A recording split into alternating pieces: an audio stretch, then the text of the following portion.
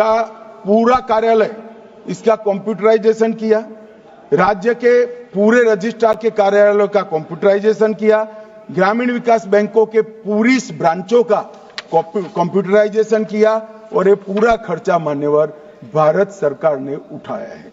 मान्यवर श्वेत क्रांति 2 के लिए भी हमने लक्ष्य रखे। दूध के प्रोक्योरमेंट में अभी 660 लाख लीटर प्रतिदिन होता है। हमने 28-29 में इसको 660 लाख से बढ़ाकर 1000 लाख तक पहुंचाने का काम किया है और आज विगत 3 सालों में भारत दुनिया में सबसे बड़ा दूध उत्पादक देश ऑलरेडी बन चुका है। मान्यवर लगभग विश्व के दूध उत्पादन का 1/4 भारत में होता है और 2023-24 में ये बढ़कर लगभग 24 करोड़ टन हो गया है। 14-15 में हम आए तब 14 करोड़ था, 10 ही साल में आजादी से 14 तक 14 करोड़ और 14 से 24 तक 24 करोड़। ये कहते हैं ना सब मोदी जी ने ही किया है, तो भाई मैं तो हिसाब किताब लेकर आया हूं। 75 साल में दूध का उत्पादन 14.6 करोड़ तक पहुंचा और 10 साल में 14.6 करोड़ से 24 करोड़ तक पहुंचा। मान्यवर आज 23 राज्य स्तरीय संघ है। अरे यार राहुल जी ने काहे को बोलते हो, कोई नहीं सुनता है, सीआर नहीं सुधरेगा। 23 राज्य स्तरीय संघ है, 240 जिला स्तरीय संघ है और 28 विपणन डेयरियां भी बनी और 2.30 लाख गांव में प्राथमिक दूध उत्पादक कमेटियां भी बन चुकी है। और मान्यवर लगभग अब हमने इसके अंदर चक्रीय व्यवस्था, सर्कुलर इकोनॉमी की व्यवस्था करी है। अब डेयरियां प्राइवेट में दूध बेचने वाले पशु को भी आहार अब कोऑपरेटिव डेयरी देगी, उसका टीकाकरण भी कोऑपरेटिव डेयरियां करेगी, उनके गोबर को भी कोऑपरेटिव डेयरी कलेक्ट कर गैस बनाने का काम करेगी और जब पशु की मृत्यु होती है इसका चमड़ा और हड्डी भी कोऑपरेटिव माध्यम से बाजार में ऊंचे दाम तक किसान को मिलने का काम ये डेयरियां करेगी। ये सारे प्रोजेक्ट पर साइमल्टेनियसली 10,000 करोड़ के खर्चे से काम चालू हो गया है और डेयरी के अंदर पशु के गोबर से लेकर पशु की हड्डी और चमड़ी तक सारा मुनाफा पशुपालन करने वाले गरीब किसान के पास जाए, इसलिए हमने माननीय व्यवस्था करी है। क्योंकि जब हम डेयरी के लिए काम करते हैं तो मान्यवर इसमें 70% से अधिक हमारी माताएं जुड़ी हुई, बहनें जुड़ी है, बच्चियां जुड़ी, महिला किसान डेयरी के उद्योग के साथ जुड़ा है। जब डेयरी के अंदर इतनी बड़ा आर्थिक फायदा होगा तो महिला एम्पावरमेंट भी इसके पर होगी। मान्यवर दलहन की एमएसपी के पर खरीदी करने के लिए सालों से ये लोग मांग कर रहे थे, कांग्रेस की सरकार ने कुछ नहीं किया। हमने 3 दालों को 100% जो हमारी ऐप पर जाएगा, नाफेड और दूसरा क्या नाम है, एनसीसीएफ, ये 2 साइट पर जाएगा और अपने आप को रजिस्टर करेगा। एमएसपी पर इसका 100% दलहन भारत सरकार करेगी। मक्के का किसान देश में कहीं पर भी है, नाफेड और एनसीसीएफ की साइट पर जाएगा, इसका 100% खरीदी भारत सरकार एमएसपी पर करेगी। और मान्यवर पहली बार हो रहा है। ये जो कह रहे हैं सब आपके आने के बाद हुआ है, हाँ जी हमारे आने के बाद ही हुआ है। मान्यवर हमने पहली बार कोऑपरेटिव में सहकारी रैंकिंग फ्रेमवर्क बनाया है। 7 प्रमुख क्षेत्र, सब क्षेत्र हम आवरित कर लेंगे मगर अभी इनके पैरामीटर्स बन रहे हैं। पैक्स, डेयरी, मत्स्य पालन, अर्बन कोऑपरेटिव बैंक, आवास क्रेडिट और खादी और ग्राम उद्योग, इसकी समितियों की रैंकिंग के पैरामीटर्स बन गए हैं। अब जिला स्तर पर, राज्य स्तर पर और राष्ट्रीय स्तर पर एक्सेलेंस के अवार्ड भी दिए जाएंगे और इनकी रैंकिंग के हिसाब से कोऑपरेटिव बैंकों से उनको ऋण मिलने की भी व्यवस्था होगी। मान्यवर मोदी जी ने ये जो नारा दिया है, सहकार से समृद्धि, ये सिर्फ नारा नहीं है, इसको जमीन पर उतारने के लिए 3.5 साल में सहकारिता मंत्रालय ने दिन रात एक करे। और मान्यवर, आने वाले दिनों के कुछ ही महीनों में कोऑपरेटिव बेसिस पर ओला उबर जैसी एक बहुत बड़ी कोऑपरेटिव सहकार टैक्सी आने वाली है, जो 2 व्हीलर की टैक्सी का भी रजिस्ट्रेशन करेगी, जो रिक्शा का भी रजिस्ट्रेशन करेगी और 4 व्हीलर का भी करेगी। और उसका मुनाफा किसी धन्ना सेठों के हाथ में नहीं जाएगा मान्यवर, वो ड्राइवर के पास जाएगा। इस प्रकार की हम कोऑपरेटिव लेकर आ रहे हैं और बहुत कम समय के अंदर एक कोऑपरेटिव इंश्योरेंस कंपनी भी बनने जा रही है, जो देश भर की सभी कोऑपरेटिव व्यवस्था का इंश्योरेंस का काम करेगी। और मान्यवर, मैं विश्वास से बताता हूं, ये कंपनी बनने के बाद कुछ ही समय में प्राइवेट सेक्टर में सबसे बड़ी इंश्योरेंस कंपनी एक कोऑपरेटिव इंश्योरेंस कंपनी बन जाएगी।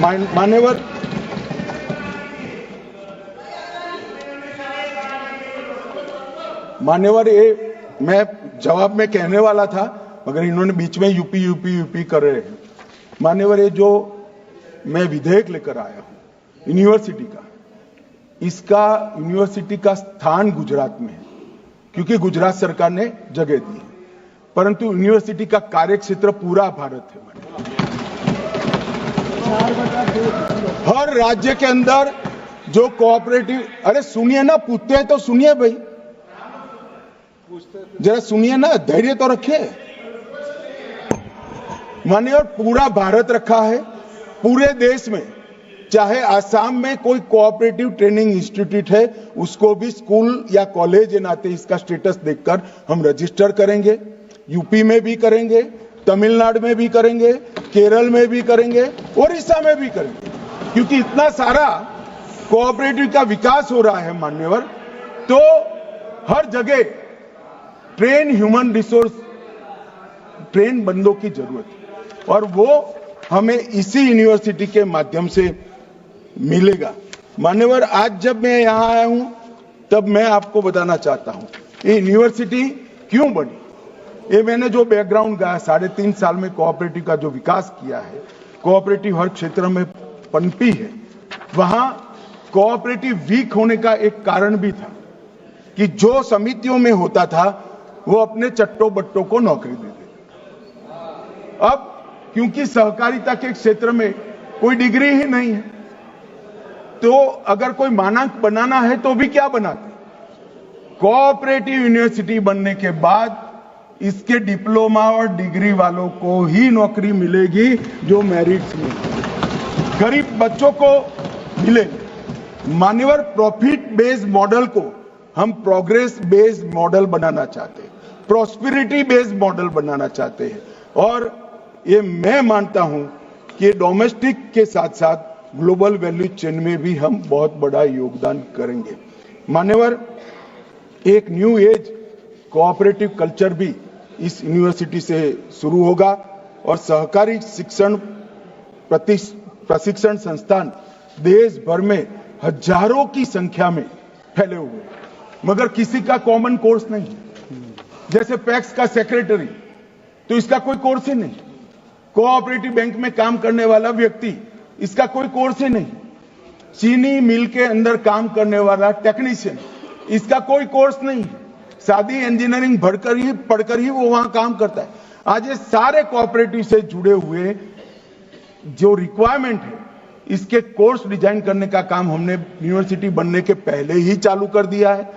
डिग्री कोर्स भी बनेंगे, डिप्लोमा कोर्स भी बनेंगे, पीएचडी भी दी जाएगी, और कुछ एग्जिस्टिंग कर्मचारी जो है उनको 1 सप्ताह का सर्टिफिकेट कोर्स भी देंगे। माननीय सदस्यों, आपकी सहमति हो तो सभा की कार्रवाई इस विषय की समाप्ति तक बढ़ा दी जाए। मान्यवर, बिल के माध्यम से सहकारी सिद्धांतों का विस्तार होगा, सहकारी गतिविधियों का विस्तार होगा, नई प्रौद्योगिकी का फायदा कोऑपरेटिव को मिलेगा, अनुसंधान और नवाचार भी बढ़ेंगे, और जमीन पर एक मजबूत कोऑपरेटिव खाका समग्र देश में सिमेट्रिक तरीके से डेवलप होगा। ये मान्यवर मेरा विश्वास है। इससे ग्रामीण अर्थव्यवस्था भी मजबूत होगी और ये जो एपेक्स सहकारी विश्वविद्यालय बनेगा, जो त्रिभुवन पटेल जैसे महान व्यक्ति के नाम के साथ जुड़ा है मान्यवर, वो इस देश के सहकारिता क्षेत्र को बहुत अच्छे सहकारिता कर्मी देने का काम करेंगे। मान्यवर, इस विधेयक में सोसाइटी पंजीकरण अधिनियम 1860 के तहत इसको पंजीकृत किया जाएगा। हब एंड स्पोक मॉडल पर ये चलेगा। विश्वविद्यालय का हब विश्वविद्यालय का कैंपस और स्कूल होगा।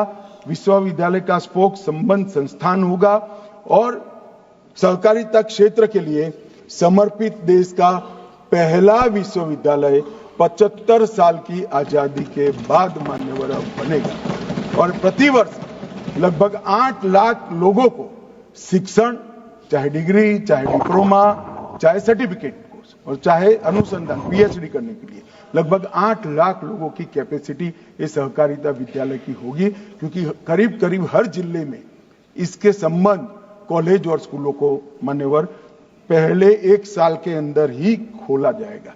इसके अंदर धोरण 10वीं और 12वीं पास लोगों के लिए भी कोर्स होंगे, इंजीनियरिंग के बच्चों के लिए भी कोर्स होंगे, चार्टर्ड अकाउंटेंट के लिए भी कोऑपरेटिव बैंकिंग के कोर्स होंगे।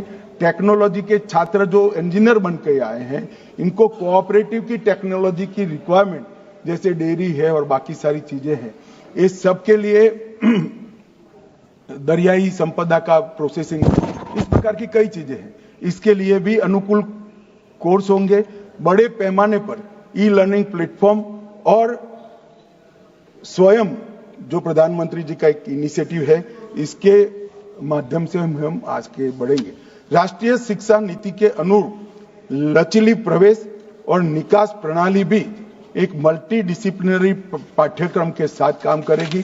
कोऑपरेटिव के साथ बच्चा बहुत सारा पढ़ पाएगा और मान्यवर, जब ये 8 लाख लोग प्रति साल या तो सर्टिफिकेट या तो डिप्लोमा या तो डिग्री लेकर निकलेंगे, मुझे विश्वास है एक नए रक्त का संचार कोऑपरेटिव मूवमेंट में होगा और हमने जो खाका बनाया है मान्यवर, वो खाका भी मजबूत होगा और सिमेट्रिक सहकारी स्ट्रक्चर का निर्माण होगा। और मान्यवर, मैं यहां पर खड़ा रहकर इस पवित्र सदन में जब सहकारिता की बात कर रहा हूं, तब मैं बहुत सारे लोगों को मालूम नहीं होगा, मैं 18 साल की आयु से ही कोऑपरेटिव से जुड़ा हुआ और हर एक क्षेत्र के कोऑपरेटिव का मुझे एक्सपीरियंस है। इसकी कमियों का भी मैंने खुद झेला है और उसकी खूबियों का आनंद भी मैंने लिया है। कमियां बंद कर खूबियां बढ़ाकर एक समृद्ध ग्रामीण भारत की नींव नरेंद्र मोदी जी डालना चाहते हैं। ये विश्वविद्यालय का बिल इसमें मजबूत स्ट्रक्चर प्रदान करेगा, ऐसा मेरा विश्वास है। और मैं अपील करना चाहता हूं प्रतिपक्ष के मेरे साथियों को, कभी कभार तो सर्वसम्मति से कुछ करिए।